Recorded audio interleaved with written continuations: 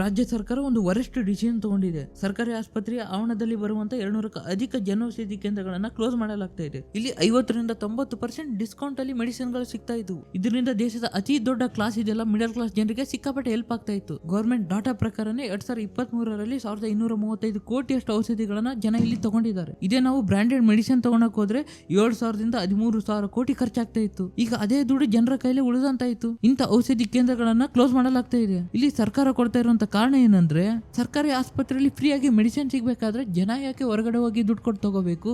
Sir, ನಮ್ದು ಪ್ರಶ್ನೆ ಅದೇ. ಸರ್ಕಾರಿ ಆಸ್ಪತ್ರೆಯಲ್ಲಿ ಫ್ರೀ ಆಗಿ ಮೆಡಿಸಿನ್ ಸಿಗ್ಬೇಕಾದ್ರೆ ಜನ ಯಾಕೆ ದುಡ್ಡು ಕೊಟ್ಟು ಹೊರಗಡೆ ತಗೊಂತಾರೆ? ಯಾಕಂದ್ರೆ ಆಸ್ಪತ್ರೆಯಲ್ಲಿ ಮೆಡಿಸಿನ್ ಗಳ ಶಾರ್ಟೇಜ್ ಇದೆ. ಇದೇ ಸ್ಟೇಟ್ ಹೆಲ್ತ್ ಮಿನಿಸ್ಟರ್ ಪ್ರಕಾರನೇ 732 ಅಪ್ರೂವ್ಡ್ ಡ್ರಗ್ಸ್ ಅಲ್ಲಿ ಕೇವಲ 344 ಡ್ರಗ್ಸ್ ಮೆಡಿಸಿನ್ ಅವೈಲೇಬಲ್ ಇರೋದು. ಇಷ್ಟೇ ಅಲ್ಲ, ನ್ಯಾಷನಲ್ ಹೆಲ್ತ್ ಮಿಷನ್ ಅಡಿಯಲ್ಲಿ 157 ಕೋಟಿ ಅಲೋಕೇಟ್ ಆಗಿದೆ. ಆದ್ರೆ ಯೂಸ್ ಆಗಿರೋದು ಮಾತ್ರ 5.5 ಕೋಟಿ ಮಾತ್ರ.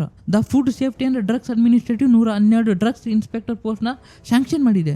ಆದ್ರೆ ಕೇವಲ ಫಿಲ್ ಆಗಿರೋದು 8 ಮಾತ್ರ. ಉಚಿತವಾಗಿ ಮೆಡಿಸಿನ್ ಕೊಡೋದಕ್ಕೆ ಇಡೀ ಸಿಸ್ಟಮ್ ರೆಡಿ ಇಲ್ಲ ಅಂದ್ರೆ ಅದಕ್ಕಿಂತ ಮುಂಚೆ ಅಟ್ಲೀಸ್ಟ್ ಕಡಿಮೆ ರೇಟ್ ಅಲ್ಲಿ ಕೊಡ್ತಾ ಇರುವಂತ ಈ ಔಷಧಿ ಕೇಂದ್ರಗಳನ್ನ ಕ್ಲೋಸ್ ಮಾಡೋದಕ್ಕೆ ಸಿದ್ದರಾಮಯ್ಯ ಸರ್ಕಾರ ಮುಂದಾಗಿದೆ. ಇದ್ರ ಬಗ್ಗೆ ನಿಮ್ಮ ಒಪಿನಿಯನ್ ಹೇಳಿ, ಯಾಕಂದ್ರೆ ಎಲ್ಲಿ ಡಿಸ್ಕಷನ್ ಆಗ್ಬೇಕು ಈ ಟಾಪಿಕ್ ಮೇಲೆ.